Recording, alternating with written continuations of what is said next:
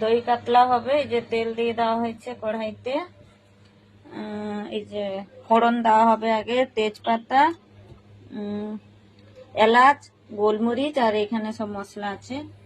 এই যে দই ফেটিয়ে রাখা হয়েছে, মাছ আর পেঁয়াজ,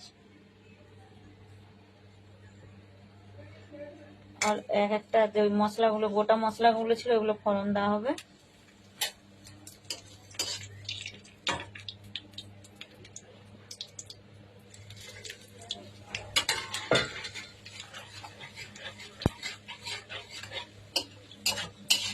ফোড়নগুলো দিয়ে দেওয়া হয়েছে যতগুলো ছিল।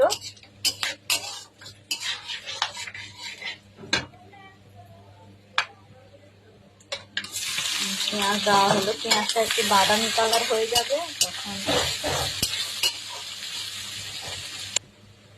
পেঁয়াজ হয়ে গেছে বাদামি কালার। এই যে আদা রসুনের পেস্ট,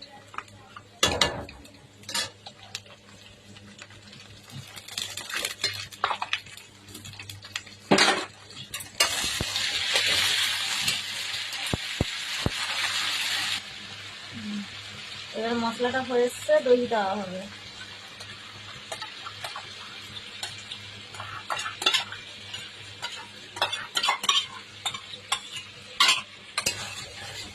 দইটা দিয়ে একটু নাড়াচাড়া করা হবে, তারপরে জল দেওয়া হবে। ব্যাস।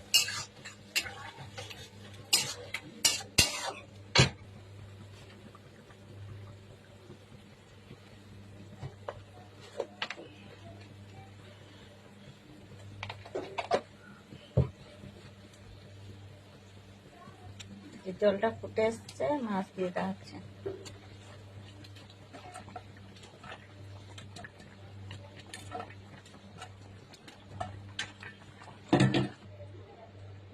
ধনিয়া পাতা দিয়ে নামিয়ে নেওয়া হবে।